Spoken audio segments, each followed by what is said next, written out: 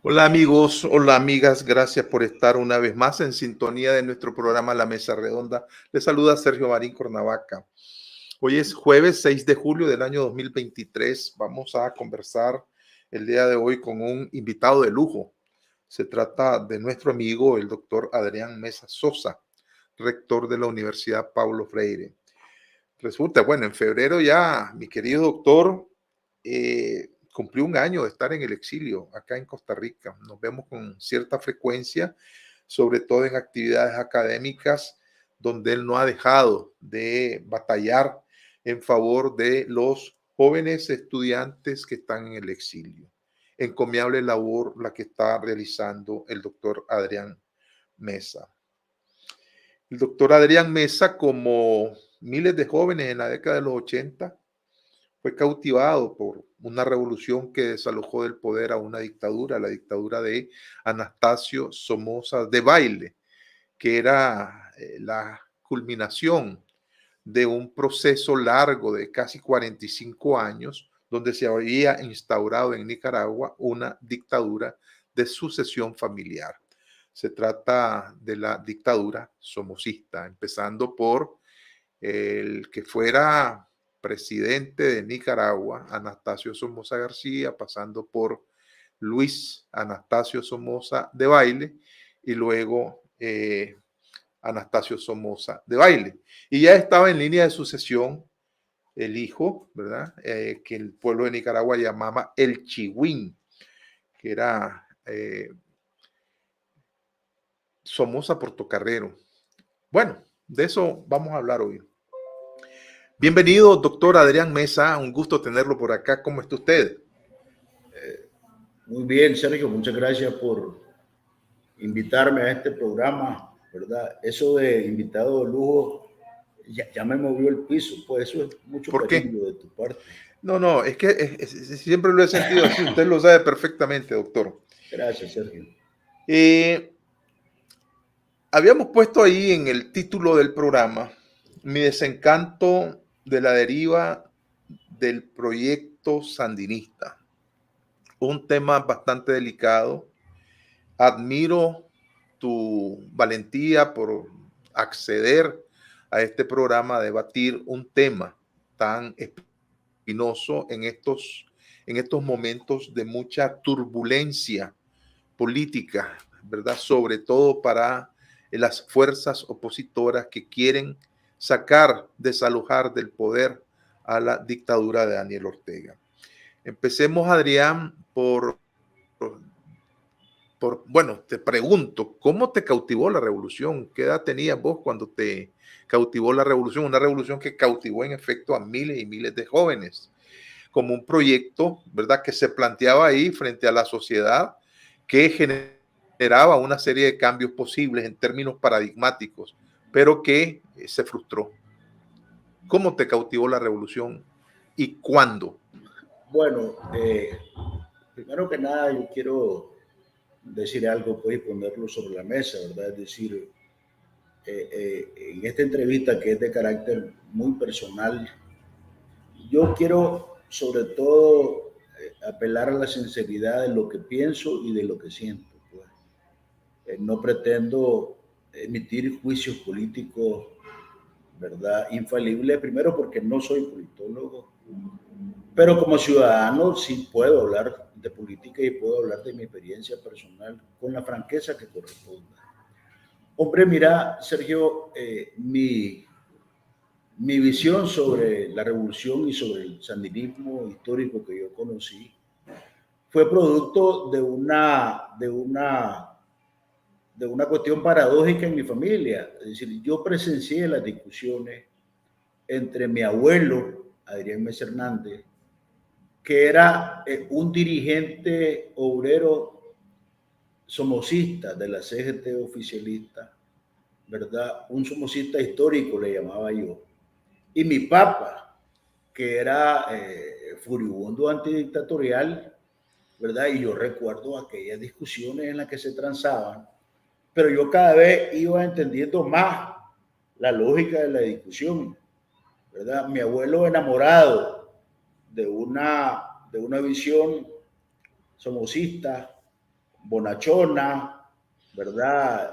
Muy paternal, y mi papá demostrándole todas las barbaridades, las oscuridades, las perversidades del somocismo, los crímenes y demás, y yo contrastando esa discusión con lo que apreciábamos todos los días, pues hasta que evidentemente que terminé dándole la razón a mi papá y resintiendo a mi abuelo para toda la vida, porque yo era un nieto muy querido por mi abuelo y yo también, pues. Dice, mi abuelo lloró el 19 de julio, ¿verdad? Y no lloró de alegría, no lloró de tristeza, lloró de dolor, ¿verdad? Y él me dijo, lo que me da media tristeza, me decía, es que vos fuiste de los que acabaron con mi mundo, ¿verdad? Y mi abuelo murió pocos meses después, de pena moral. Entonces, ese tipo de cosas a uno lo marcan para siempre, pues. Y a mí me enseñó el contraste entre lo que uno puede pensar en la cabeza, el discurso y la realidad que vos vas viendo todos los días, pues. ¿Cuál era esa realidad, Adrián? ¿Qué Bueno, mirabas vos como jóvenes?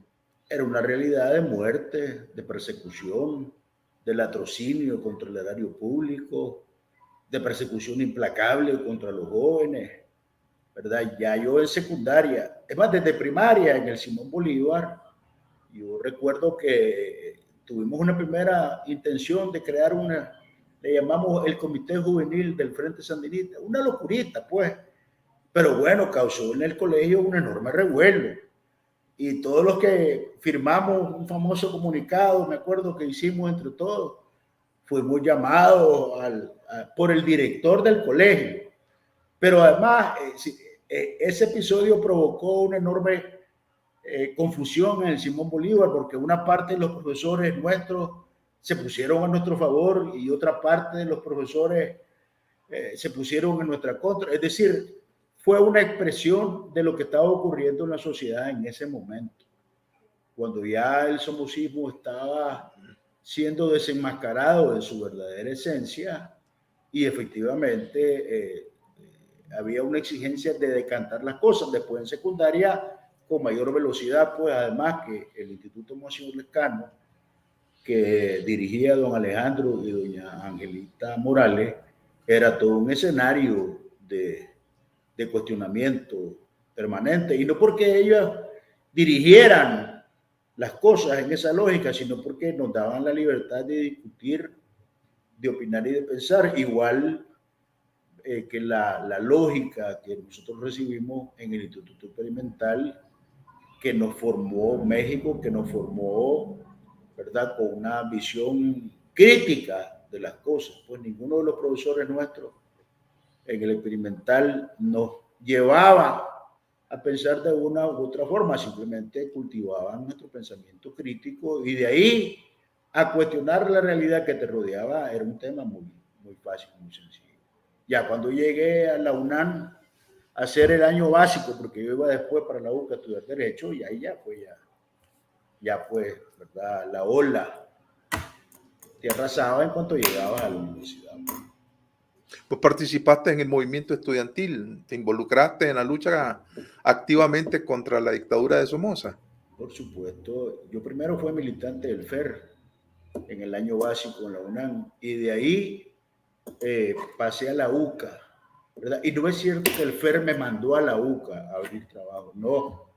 Mi papá y mi mamá, ¿verdad?, querían que yo estudiara Derecho y no me quisieron mandar a la UNAM de León, porque ellos ya me conocían y ellos decían, no, vos en la UNAM de León, mentirita, ni un año vas a estar en clase, ya sé para dónde vas, no, mejor vas a la UCA, por lo menos ahí te tengo más controlado, decía mi papá. ¿verdad? Porque ese...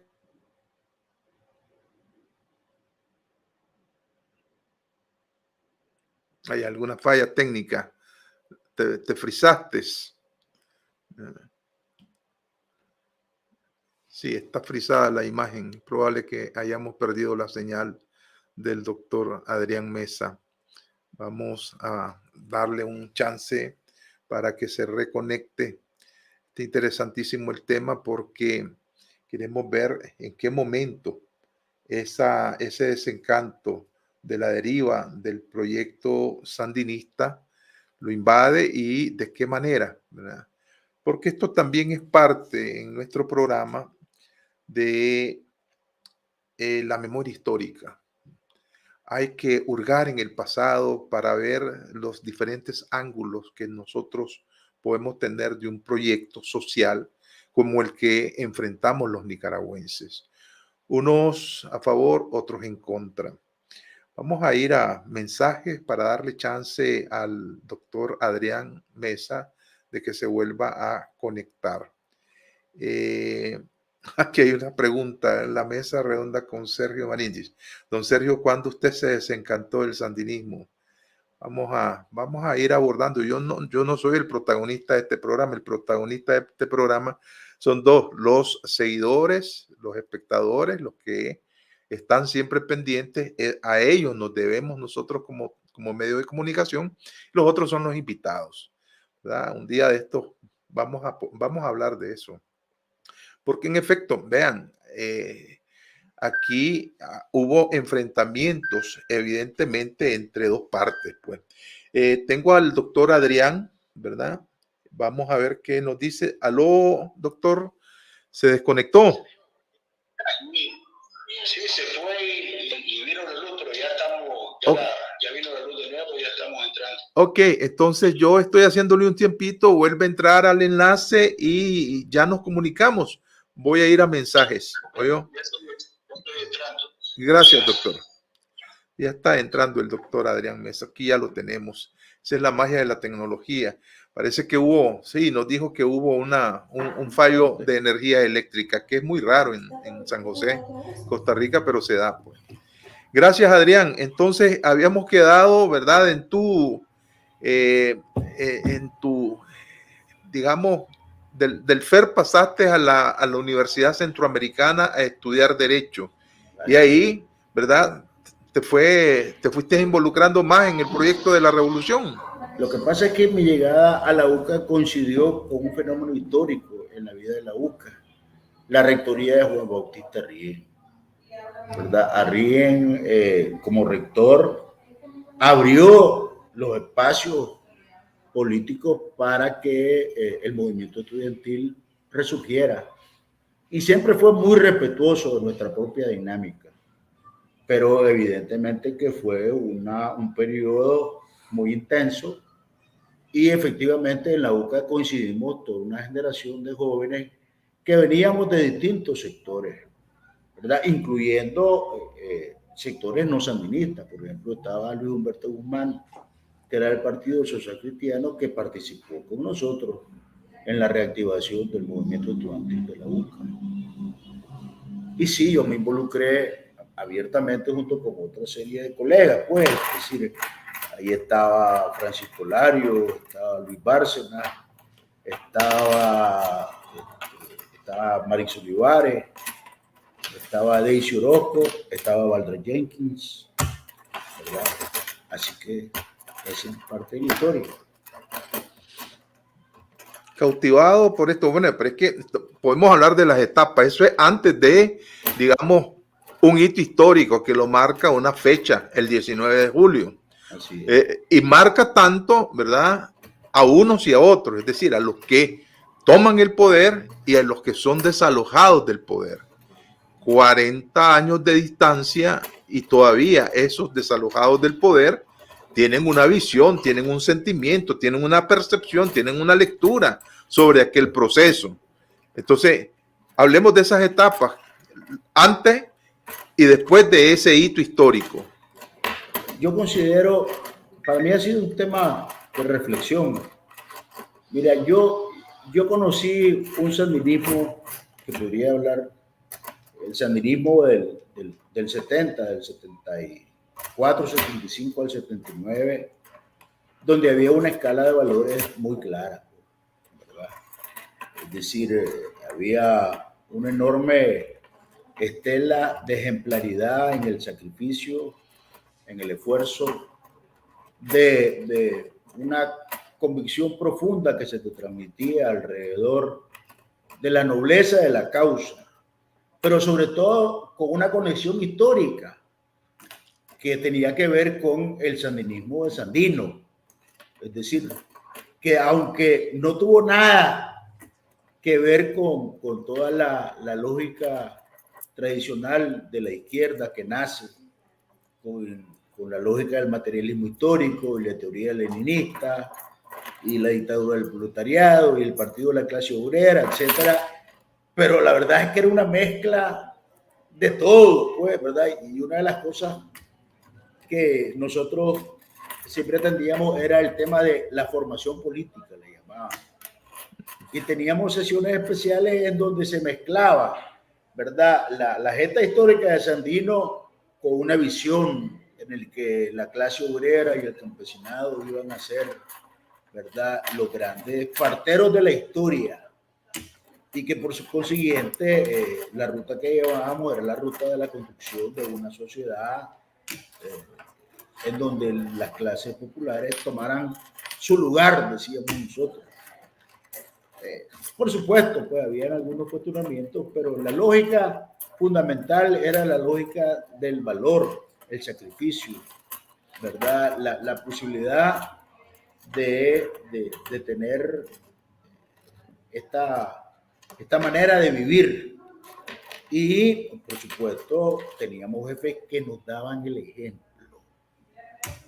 Yo tuve la dicha de tener jefes que me daban el ejemplo. Gabriel Cardenal, Marcos Omarriba, es decir, era otra cosa. Cuando digo otra cosa, vos sabés a qué me estoy refiriendo. Una dinámica totalmente distinta.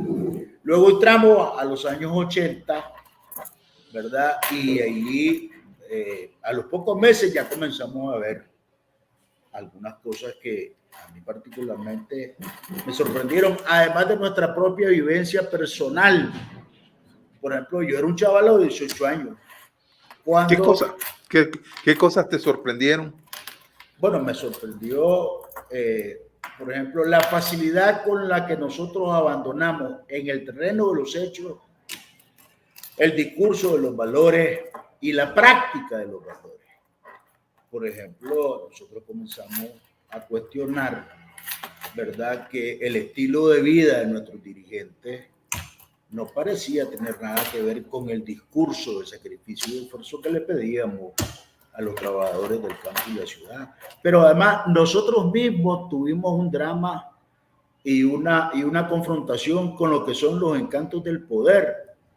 Es decir, yo fui nombrado, a mis 18 años fui nombrado jefe de la policía, jefe de procedimientos policiales en Palo Alto. Es decir, una cosa, ¿me entendés? Y entonces, ¿qué pasa? De repente, yo que era un guerrillero medio urbano, de repente me veo con carros, con escoltas, con una estructura, es decir, me veo mandando, ¿verdad? ¿Y qué me pasó? Hombre, una cosa sencilla, el día que, y lo que voy a decir, lo digo pidiéndole disculpas a mi primera esposa, pero bueno, ella me perdonó por toda esa historia de chaval. La primera vez que mi secretaria en Palo Alto me llevó a Loyac, me enamoré perdidamente de ella. Las luces, la música. Y entonces yo de ahí para allá pasé con ella haciendo el amor día y noche en mi oficina en Palo Alto. Hasta que René Viva me llamó y me dijo, mira, Adrián, Amílcar, realmente muchacho que estás muy chavalo para la responsabilidad que tenés. Así que dejas de ser jefe, decirle adiós a todo lo que te hemos dado hasta hoy y vas a estudiar. Te vas a ir a estudiar a Bulgaria, ¿verdad? Técnica policial. Y de repente me vi sin escolta, sin poder, sin estructura, sin tropa, sin nada. Me llegaron a dejar a mi casa, ¿verdad? Y además sin carro, sin nada. Y entonces yo dije, hombre, y tuve la suerte de verme con Víctor Romero Bayardo, que hace poco murió, ¿verdad? Y yo le dije, mira, me dice, decir, primero, vos no peleaste por tener ni carro, ni escolta, ni poder, ni nada. Y segundo, se te quitó una responsabilidad porque simplemente no estuviste a la altura de ella. Así que no te me vengas a quejar. Al contrario, como un muchacho disciplinado, ¿verdad? Aceptar la nueva responsabilidad que se está dando y seguir adelante. Entonces mi papá me dijo, ¿sabes qué? Termina tu carrera. Anda a la UCA y termina tu carrera. Y entonces me fui a pedir trabajo como cualquier cristiano al Ministerio del Trabajo. Y William Villagra me dijo, bueno, aquí hay un puesto de inspector del trabajo, entra ahí. Pero es decir, en mi propia vivencia conocí lo que el poder puede hacer, ¿verdad? Cuando te ves rodeado de él. Yo tenía 18 años. Claro, el poder lo usé para vivir el amor a plenitud total. Sí, pero yo ahí estaba defraudando el erario público, porque en vez de trabajar en mi responsabilidad, pasaba haciéndole el amor, ¿verdad?, a mi secretaria día y noche. Esas son las cosas que ocurren cuando vos te encontrás rodeado de entornos complejos. Seguramente otros hombres de mi generación encontraron otras cosas, posibilidad de tener empresas, de tener casas, de tener más poder, de tener mansiones. Es decir, el encanto tiene poderes oscuros. Y si vos no tenés la posibilidad de reaccionar frente a él, eso va minando los valores en los cuales se te quiso educar en el contexto de un proceso revolucionario. Adrián, el hombre nuevo que se aplicó como un paradigma de la sociedad nicaragüense en aquel tiempo y que fue asumida por todas las capas sociales, pero fundamentalmente por los jóvenes.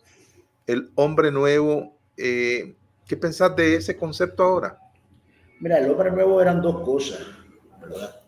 Uno, una excelente manera de la alta dirigencia para que nosotros nos mantuviéramos siempre renunciando a aquello de lo que ellos disfrutaban a plenitud. Y dos, también fue un paradigma que mucha gente asumió con toda seriedad, ¿verdad? Yo conocí, por ejemplo, dirigentes intermedios, gente de base, conocí en los cortes de café a muchos compañeros que sin ser militantes sandinistas tenían una actuación ejemplar, que vos decías, chocho, este es el hombre nuevo. Y no decían, yo soy el hombre nuevo, ni hablaban de eso, simplemente actuaban de una manera desprendida, generosa, solidaria, sacrificada. Si eran militantes de un mundo distinto, de una sociedad distinta, sin tener ningún carnet de ninguna clase, hombres y mujeres. Y vos aprendías de ellos si tenías y querías aprender de ellos. Y estaba el hombre nuevo de la propaganda, pues, ¿verdad? El que todos los días en el sistema sandinista de televisión le daban duro, precisamente para que todos aceptáramos la premisa del sacrificio y del esfuerzo, mientras nuestra dirigencia, ¿verdad?, se daba la dulce vida, en mayores o menores grados. Porque sí, es cierto, en mayores o menores grados, sí, pero evidentemente que la dirigencia del Frente Sandinista en los 80, la camisa le quedó muy grande, y eso es una realidad, aunque duela decirlo, pues.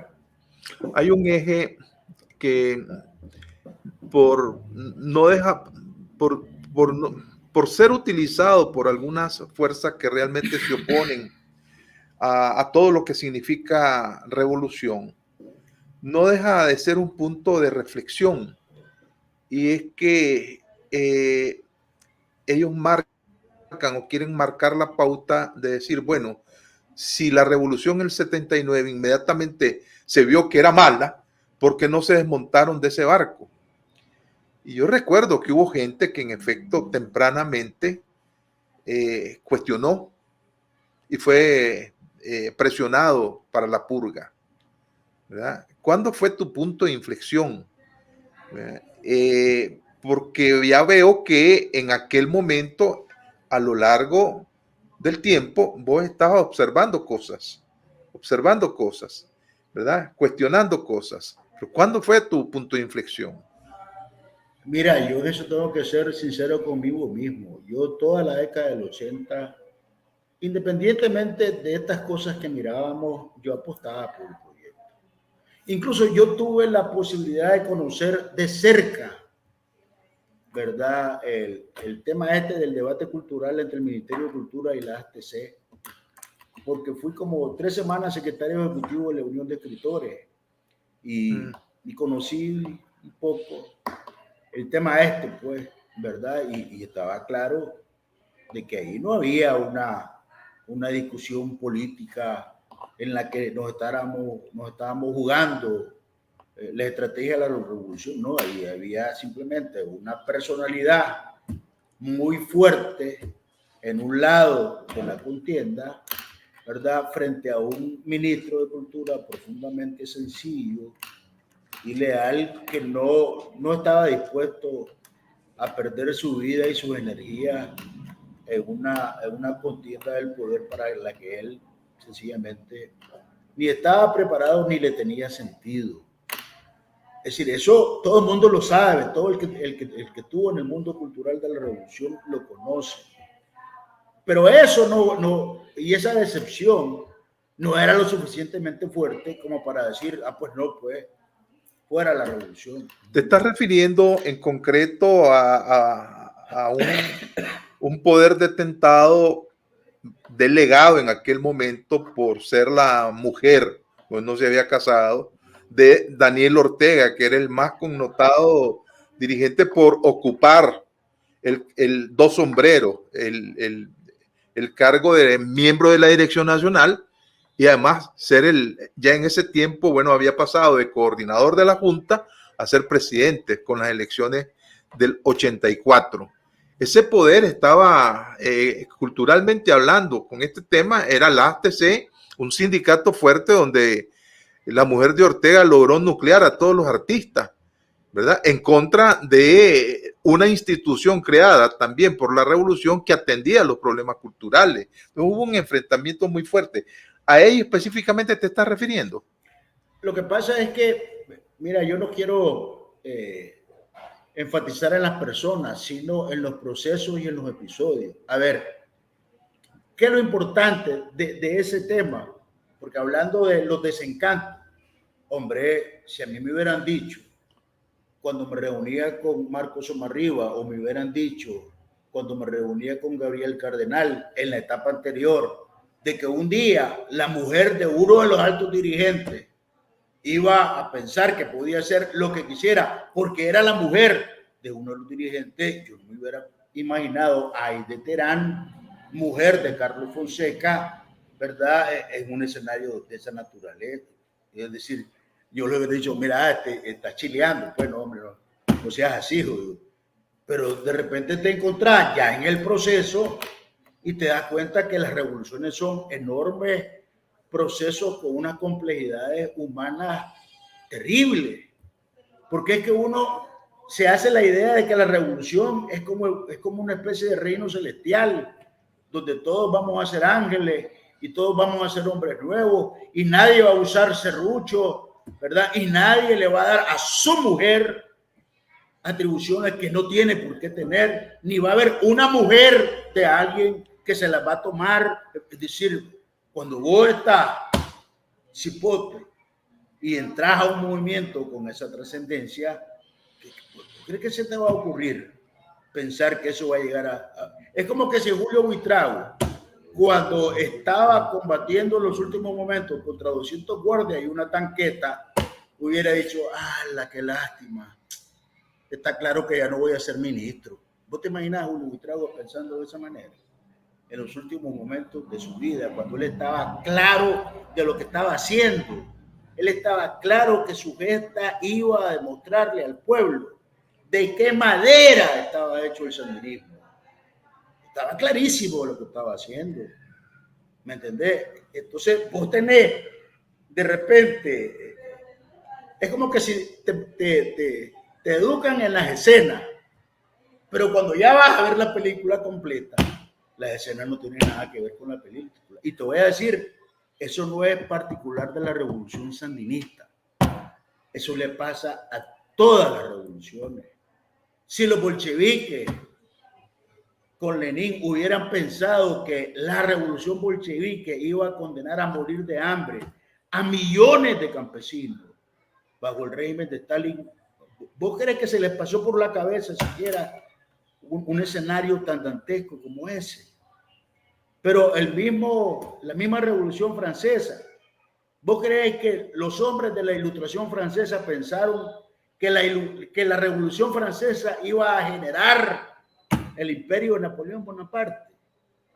Si las revoluciones son más complejas de lo que uno cree cuando se sube en ese barco, ¿verdad? Y por eso se producen esos chispazos de desencanto que a vos te van demostrando, en primer lugar, que las revoluciones son obras imperfectas y que si vos las idealizás, entonces efectivamente prepárate, pues, porque las amarguras que te vas a llevar no van a ser cortas, no van a ser pocas. Y uno mismo también a veces es motivo de decepción de otra gente que también te idealiza. ¿Vos crees que la gente que conoció a Amílcar de Zanguda iba a pensar que después este chaval, como jefe de Palo Alto, se iba a enamorar en una noche en una discoteca y iba a perder la pista de lo que eran sus elementales responsabilidades laborales?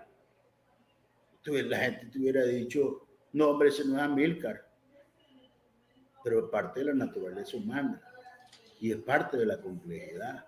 Por eso que fíjate que yo a veces me resisto a la tentación de descalificar por descalificar. Te voy a decir, y tal vez lo que voy a decir es un sacrilegio, hombre, yo tuve amigos somocistas. Y yo tuve un amigo somocista que estudiaba conmigo en la UCA y que 2 veces me salvó la vida porque era gente de la seguridad y nosotros no lo sabíamos. Las 2 veces en que me dijo, no salgas hoy de la UCA, porque mi mamá, que es quiromántica, dice que vos no salgás. Yo le dije, no me digas, hombre, que mamá quiromántica era la seguridad y sabía que me estaban esperando. Pero tuvo el gesto de salvarme la vida 2 veces y era somocista. Yo no se la pude salvar a él. Y te voy a decir otra cosa, para hablar de las descalificaciones. Josie Alegret, la hija de Iván Alegret, coronel somocista, para mí es como mi hermana, porque llegó a la UPONIC cuando yo era rector académico para ver si le permitíamos en la UPONIC terminar su carrera, porque ninguna universidad privada le quería dar esa oportunidad y la universidad pública mucho menos. Cuando yo le consulté a mi papá me dijo, ¿qué es esto? Me dijo, ¿es una universidad o es una secta donde solo pueden estudiar tus compañeros de armas? Claro que sí, matricularla. Y ahí mi papá me dio a mí un grandísimo ejemplo. Entonces, todas estas descalificaciones que pierden de vista la naturaleza humana de muchas cosas, a veces decimos, hombre, parece que no hemos vivido nada. Parece que no hemos vivido nada. Por supuesto, una cosa son las personas, otra cosa son las estructuras y los procesos. La dictadura somocista sigue siendo excreable y repudiable, independientemente de que yo conozca a personas que estuvieron vinculadas al somocismo, por las que tengo un gran cariño personal, comenzando por mi abuelo. Amplíame un poco ese campo, porque las nuevas generaciones, los jóvenes que inclusive no se involucraron en el estallido social del 2018, no tenían ya una referencia de una dictadura somocista. Eso suena vago. Y entonces ahora se ha acuñado el término de decir que la revolución o que el sandinismo se quedó chiquito, ¿verdad? Al revés, que la dictadura somocista se quedó chiquita frente a todos los elementos, todos los desbordes que ha hecho la mal llamada revolución sandinista en poder de Ortega. ¿Cómo dimensionás vos esa estructuras somocistas? ¿Verdad? Que a veces en términos de propaganda, cayendo en el maniqueísmo, ponen malo, malo, malo a uno y ahora bueno, bueno, bueno. Cuando la vida no es así, es muy compleja. Es que mira, para mí es un tema muy, muy sencillo. Y lo que voy a decir, yo sé que puede herir a mis ex compañeros, ¿verdad? En la policía, en el ejército, en el gobierno. Pero bueno, aquí hay que plantear las cosas como son. Es decir, el somocismo no era solamente una estructura política. El somocismo era una forma de vivir, era una forma de pensar, era una actitud cuyos valores fundamentales estaban vinculados a la ambición personal, al crimen, a la obsesión por el poder, a la tortura y la represión contra los opositores a ese régimen, a una implacable persecución contra la juventud, que era fuente fundamental, audaz e indubitable de rebeldía, al deseo insano de liquidar toda expresión de inteligencia y de pensamiento crítico. Y vos decís, ¿y ahora? Es decir, si vos venís y hablas con un chavalo de la generación de hoy que no conoció el somocismo, él te dice todo esto que te acabo de decir. Y entonces vos a lo interno decís, pero si eso ya lo vi, esa película yo ya la había vivido. Yo ya había vivido a banqueros ladrones haciendo millonarios a generales ladrones. Ya había vivido, ¿verdad?, a militares, policías y del ejército disfrutando de la tortura física y mental contra jóvenes indefensos en una cárcel. Yo ya había vivido la amargura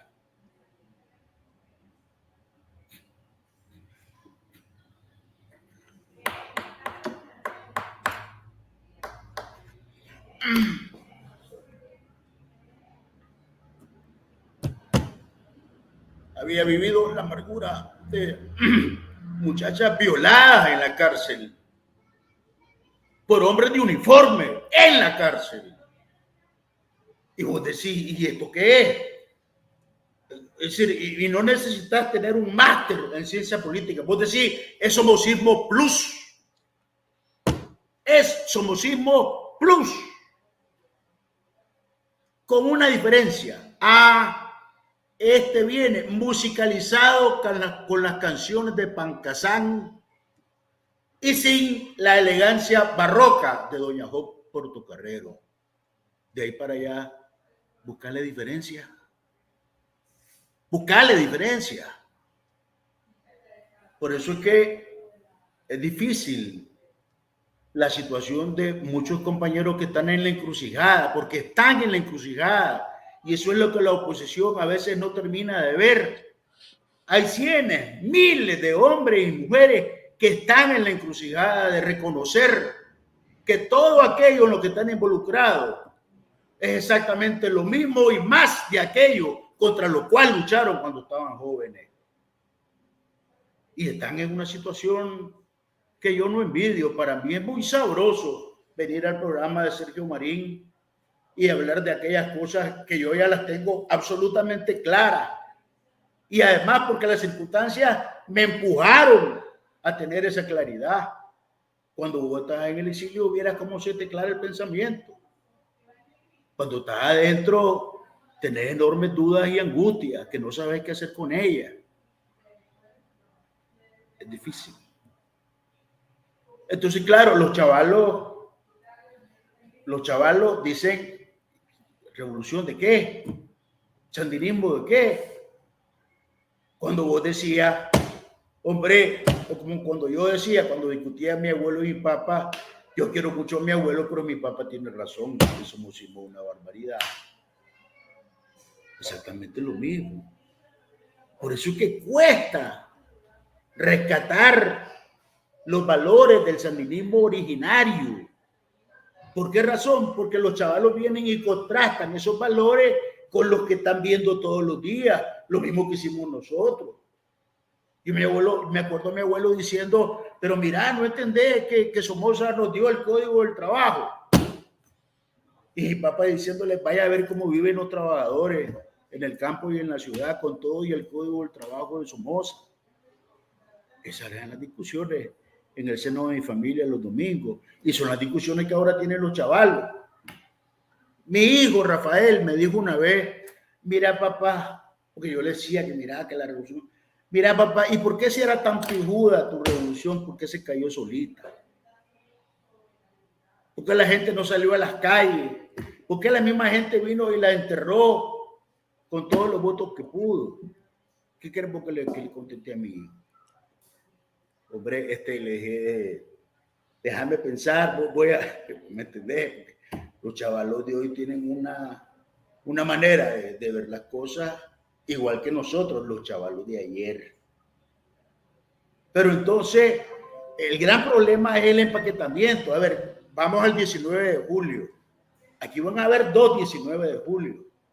El 19 de julio allá en la plaza, ¿verdad? Con la fiesta que mezcla simbología, mitos, canciones, discursos, y que se aferra a muerte a ese disfraz, porque es el disfraz que necesita para poder mantenerse ahí. Es el disfraz que necesita para que el Foro de Sao Paulo se inhiba de decirle lo que realmente le tiene que decir. Es el disfraz que necesita para mantener engañado a cientos y miles de militantes intermedios que dicen, pero si al otro lado lo que hay es derecha, burguesía, somocistas de Miami, ¿por qué me voy a ir yo aquí si aquí lo que hay es el recuerdo de Carlos Fonseca, Julio Buitrago, Ricardo Morales Avilés? ¿Por qué? ¿Por qué voy a traicionar a la revolución? Esa es la encrucijada. Y en vez de velar la discusión e ir a fondo en esta discusión, muchos lo que hacen es, como quien dice, pedir perdón, ¿verdad? O disculpas, pues, porque sí, hombre, sí, es cierto, yo fui sandinista, pero fíjate que ya me compuse. ¿Cómo que ya me compuse? ¿Qué tiene que ver el sandinismo que nosotros conocimos con lo que está pasando ahora? Y aquí hay sectores que quisieran que los hombres y las mujeres que estuvimos en ese proceso, ¿verdad?, nos partiéramos las venas y nos cortáramos la yugular y nos suicidáramos para demostrarles que sí, que realmente entendimos que la revolución fue mala. No, señores, la revolución cometió graves errores brutales, y hay responsables de esos errores, pero también representó la posibilidad de que continuáramos buscando el camino de la construcción de una sociedad distinta, que es el camino en el que estamos. Si las sociedades no se construyen ni en 100 años, ni en 150 años, ni en 200 años, es decir, son caminos largos y difíciles. Como los franceses con su Revolución Francesa y su régimen de terror después de la Revolución Francesa. Como el pueblo ruso que todavía sigue buscando el norte y la posibilidad, no puede regresar al zarismo, no puede regresar tampoco a la brutalidad del régimen bolchevique de Stalin, tampoco está contento con el capitalismo de nuevo cuño de los altos jerarcas de la anterior revolución bolchevique. Es decir, el camino de los pueblos es más compleja de lo que nosotros creemos, mucho más difícil. Mucho más difícil. ¿Y qué sacas en términos de lecciones, digamos, porque desde la academia esto se estudia y uno dice, sí, es complejo, estamos enfrentados.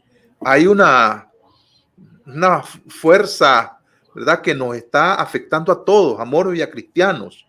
¿Qué salida le ves a esto en términos de aglutinar, digamos, aquellos seres que buscan el bien común, por decirlo de una forma, en pos de sacudirnos una dictadura igual que la somocista, que se volvió somocista? Voy a repetirte una frase que no es mía, es de Julio Valle Castillo, cuando lo entrevisté hace muchísimos años y le dije, ¿qué pasó aquí?, le digo yo. Bueno, es simple, la madre buena que teníamos, la madre admirable que teníamos, se nos emputeció esa madre buena. ¿Y qué vamos a hacer, pues? Ese es el gran dilema que tenemos. Muchos sandinistas que vienen de familias somocistas, que lograron barrer con esos conceptos y esas prácticas somocistas, pero hay otros que no. Hay otros que asumieron esas prácticas, donde en su discurso decían, estoy contra esto que significa el somocismo, ¿verdad? Soy sandinista, pero con prácticas somocistas, evidentemente. Eso lo estamos viviendo y lo estamos viendo allá en Nicaragua. Mira, en esto yo creo que hay que tener primero una perspectiva histórica de las cosas. Hay dos artículos a propósito de la academia muy importantes. Uno que escribió Alberto Torres Rivas, que se llama el retorno del sandinismo transfigurado. Fue publicado en una fecha tan temprana como febrero del año 2007 en la revista Nueva Sociedad, en donde él hace un análisis histórico profundo de qué era el sandinismo que estaba regresando al gobierno en el 2007. Y otro artículo de Santiago Puig, académico español de la Universidad Complutense de Madrid y de la Universidad Autónoma de Barcelona, donde describe el proceso de descomposición política interna del Frente Sandinista hasta llegar a lo que prácticamente fue su desaparición. Porque a mí me provoca ironía cuando mucha gente me dice el Frente Sandinista, y yo digo, ¿cuál? ¿Cuál? Lo que hay son sellos y membrete y bandera y canciones, ¿verdad? Y poesía. De ahí para allá, por favor. Pero mucha gente cree que sí, que ese es. Y dice, bueno, pues, Rosario, Daniel, pero ese es el proyecto. No podemos traicionarla, por favor. Entonces, lo primero que tenemos que hacer es, retomando tu entrevista con Julio Valle Castillo, reconocer el emputecimiento de nuestra madre buena. Es decir, reconocer que eso que está ahí no tiene nada que ver con aquello a lo cual le dedicamos nuestra vida. Reconocer que eso es somocismo plus. Y no estoy hablando del somocismo bonachón, ¿verdad? Del somocismo que en muchas circunstancias vos decías, puta, pues algo de bueno hace. No, estoy hablando del somocismo del crimen, del somocismo de la tortura, del somocismo de la represión, del somocismo de la liquidación de la universidad como universidad. Estoy hablando de los torturados y asesinados en la Cuesta del Plomo. Y ahora ni siquiera sabemos cuál es la tumba donde están cadáveres que no han aparecido. Pero entonces, primero que nada, entendamos que se trata de un enfoque histórico de largo plazo. Segundo, llamémosle a cada cosa por su nombre.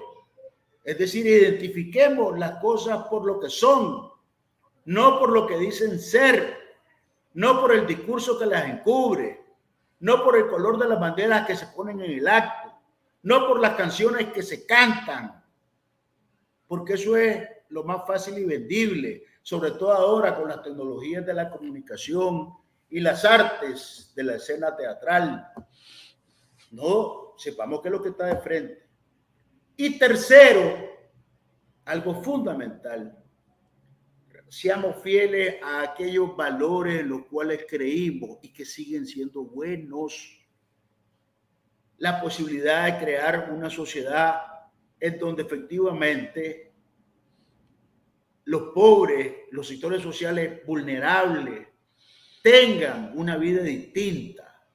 Eso no significa que vamos a andar persiguiendo y confiscando a los ricos. Ya sabemos que eso no funciona. Pero sí tenemos que negociar con los ricos y explicarles que su vida no puede ser a costa de la vida de miles que están en la periferia de la existencia. Y eso tenemos que hacerlo con seriedad, y tenemos que hacerlo con franqueza, y tenemos que hacerlo con rigor. Pero además tenemos que ser leales a las cosas buenas en las que una vez creímos. Y aquí no voy a usar una frase mía. Una vez dijo la comandante Dora María Tellez, y la llamo de esa manera porque se merece que la llame de esa manera. Yo simplemente he tratado de ser fiel a la cipota que junto con otros asaltó el Palacio Nacional. Yo quiero seguir siendo fiel al muchacho de San Judas, al muchacho de la UCA, al chavalo que en la discusión entre su abuelo y su papá finalmente le terminó dando la razón a su papá. Y para seguir siendo fiel a eso, no necesito tener enconos personales con nadie. No necesito odiar a nadie. No necesito tener una actitud visceral, ni siquiera contra quienes encarnan el régimen, porque ellos son víctimas de la propia vida que escogieron.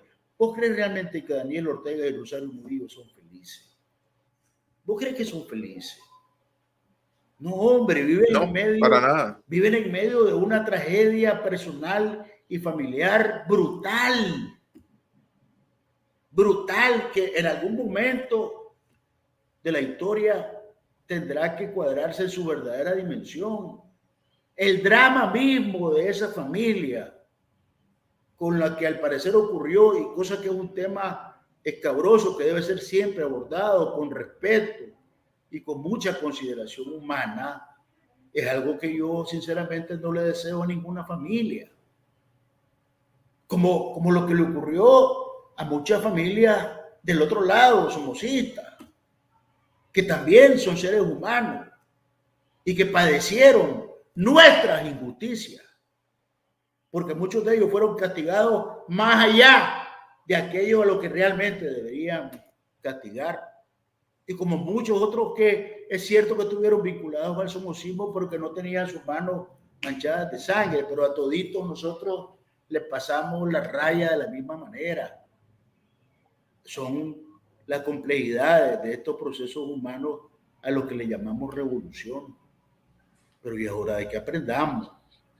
Si no, ¿para qué sirve haber vivido 65 años? O 40, o 50. Es decir, mi generación tiene que aprender. Yo entiendo la rabia, la cólera brutal de los jóvenes contra aquellas cosas que representamos.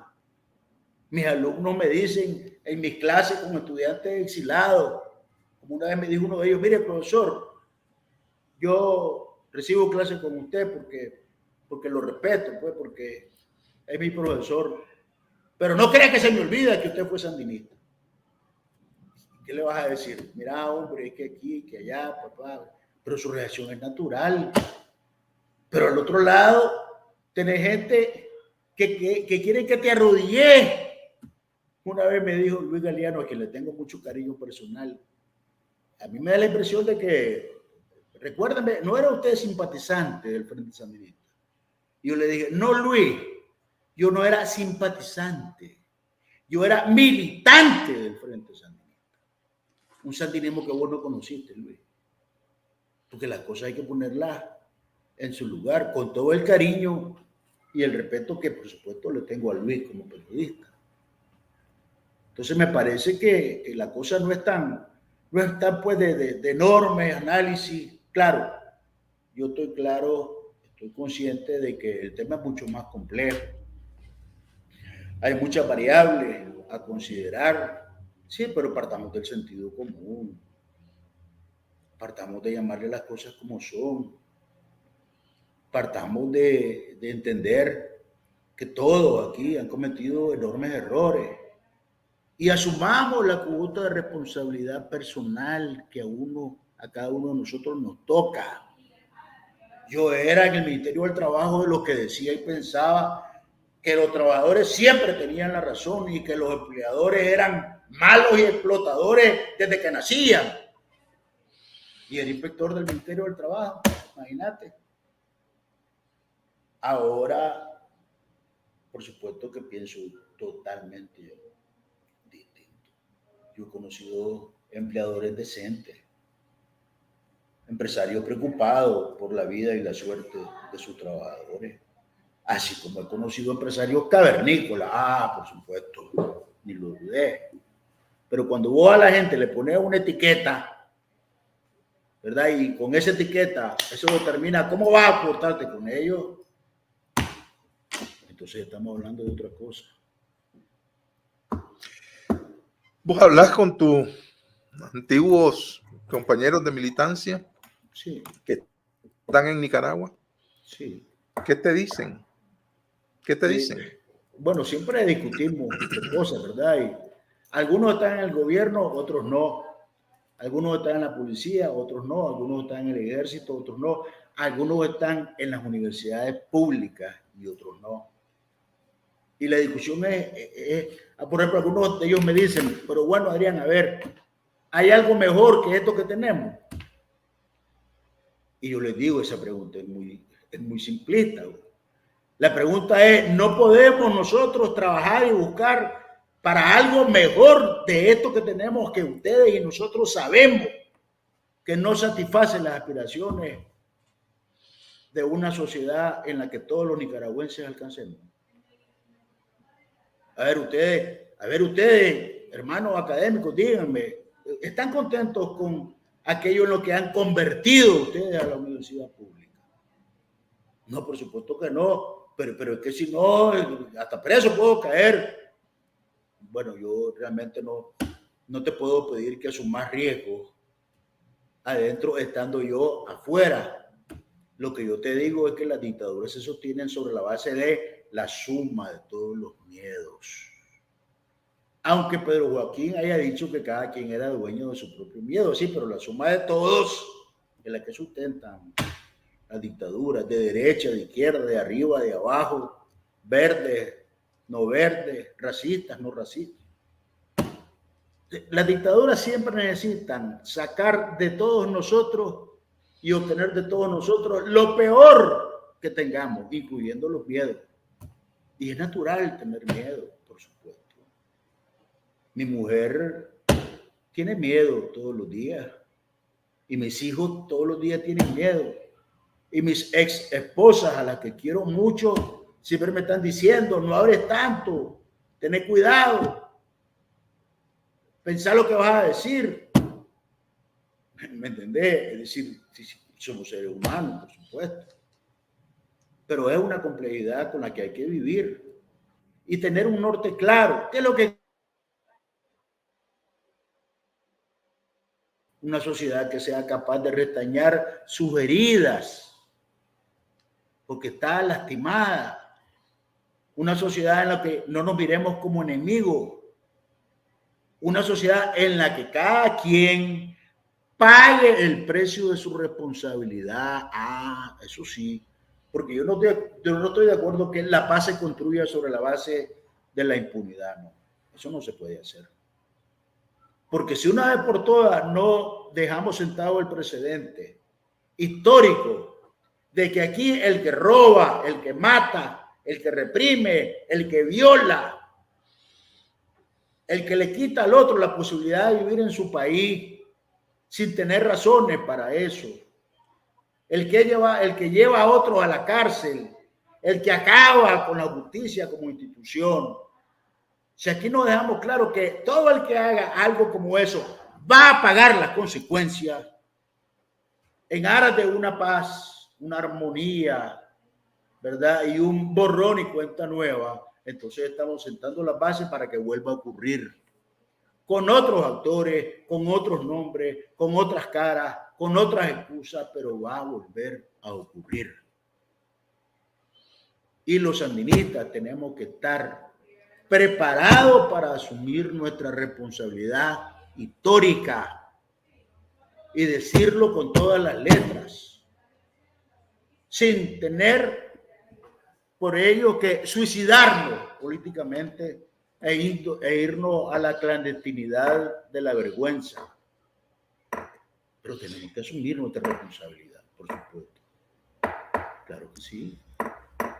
En estas conversaciones que vos tenés con tus amigos y donde implícitamente admiten que en efecto el régimen al cual están sirviendo, me refiero a los que están todavía en las estructuras de poder, sea en la policía, en el ejército, en los ministerios, etcétera.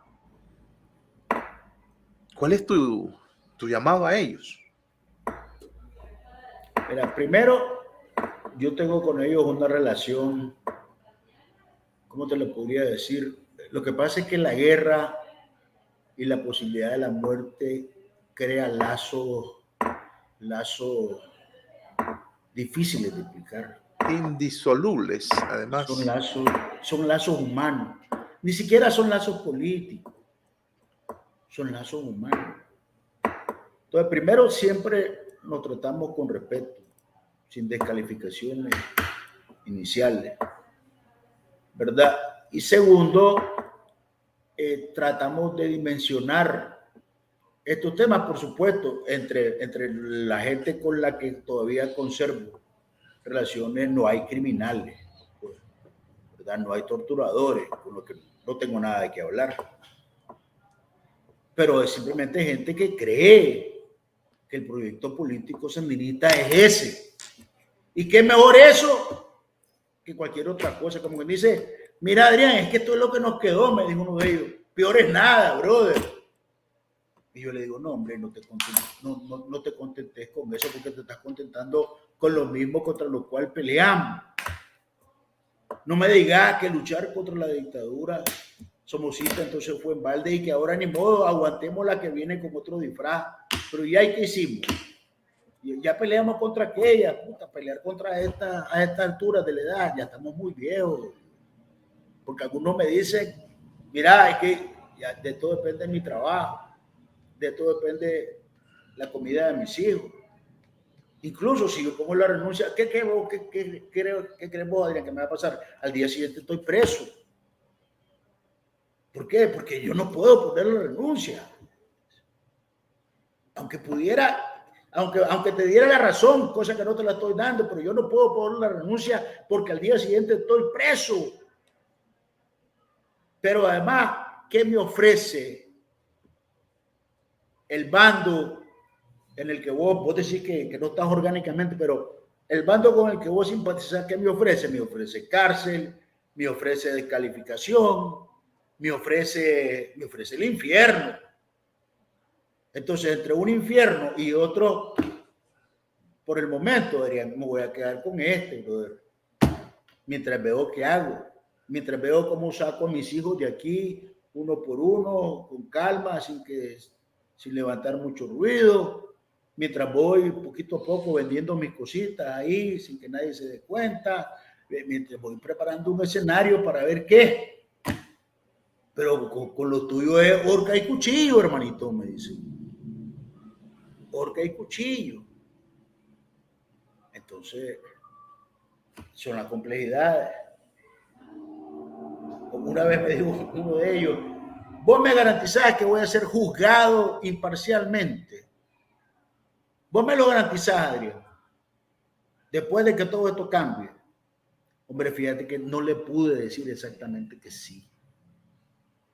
Porque a veces oigo tanto odio y tanta visceralidad en algunos que no se quería ese que tiene ese odio y esa visceralidad si lo nombran juez o si lo nombran magistrado.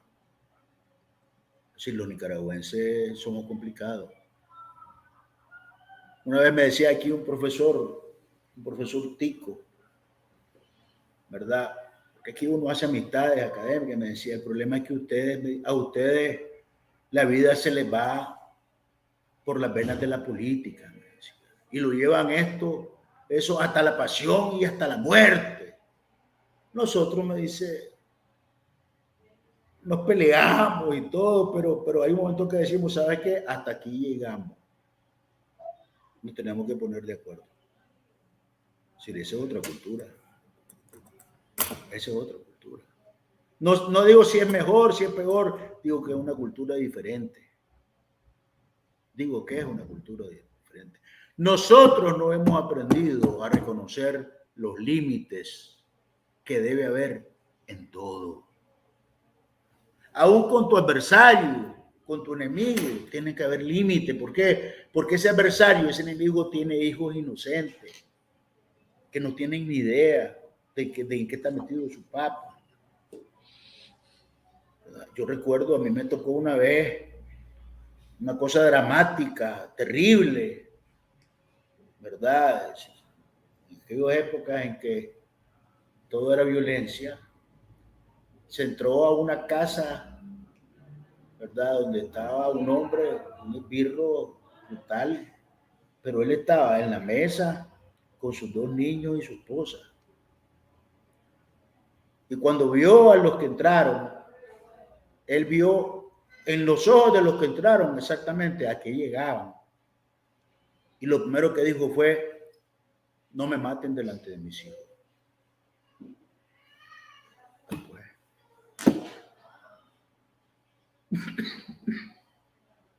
A veces uno dice, no es suficiente todo lo que hemos vivido.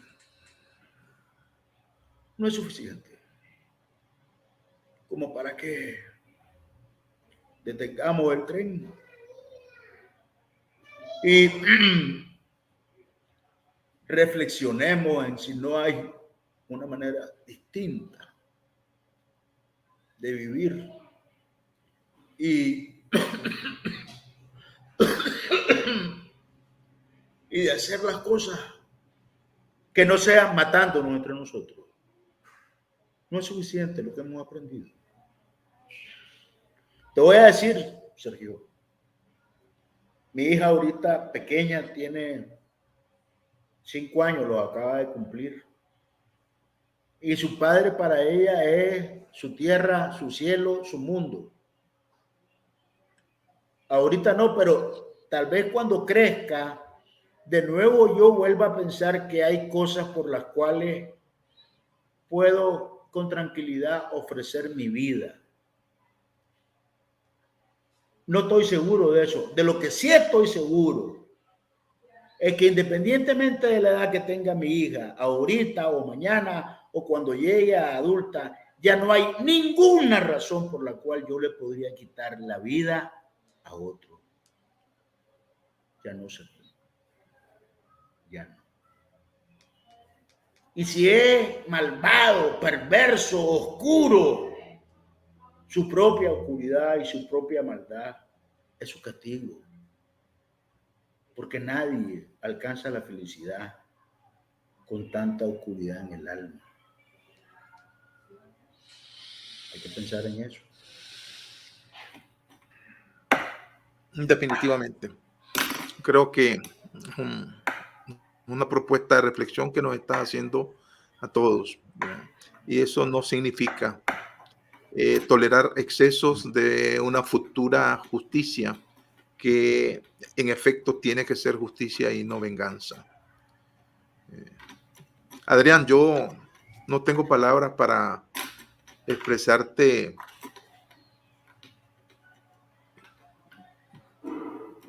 mi satisfacción personal por esta catarsis humana que nos está haciendo sobre un trayecto de tu vida que no ha sido fácil llevarlo.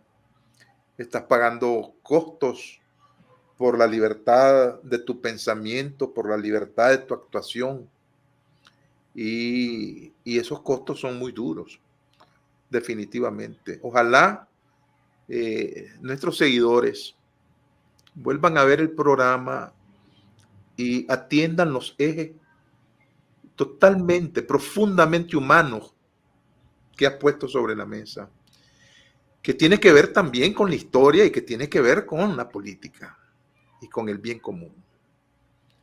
Espero que así sea. Te agradezco profundamente haberte expresado de esa forma frente a un auditorio que es amplio. Ahorita podemos tener 300 personas pegadas, pero luego este programa alcanza vistas, ¿verdad?, significativas para el objetivo que nosotros nos hemos planteado, que es poner en perspectiva y con sosiego estas perspectivas que otros medios no hacen, ¿verdad? Creo yo que has hablado desde lo más profundo de tu corazón y yo te lo agradezco, pues, ¿verdad? Máxime porque allá están viviendo un gran infierno, ¿verdad? Y que muchas veces del dicho del labio, del diente al labio, como dicen las viejas de antes, se estructuran discursos que no necesariamente están a tono, como ese que te dicen tus amigos. Yo sé que al auténtico sandinista, ¿verdad?, que prendió su militancia con afanes de cambiar para mejorar las condiciones de Nicaragua, ellos profundamente en su corazón también saben que tienen un compromiso con Nicaragua y que tarde o temprano aflora. En ese sentido, cada quien decide bajarse de los vagones de ese tren de la militancia cuando le toca, no cuando los otros quieren, sino que cuando les toca. Cuando le toca. Cuando les toca. Gracias, Adrián. Gracias. Gracias por haber estado con nosotros. Un gran abrazo. Gracias, igualmente. Para todos tus seguidores. Muchas gracias, Adrián, que estés bien. Muchas gracias a ustedes, amigas y amigos, por haber estado con nosotros hoy. Reflexionemos sobre este enfoque personal que nos ha mostrado una dimensión profundamente humana de estas perspectivas históricas y políticas que hemos vivido los nicaragüenses, las nicaragüenses. Tengan ustedes la mejor de las tardes. Nos encontramos mañana en otro programa de La Mesa Redonda.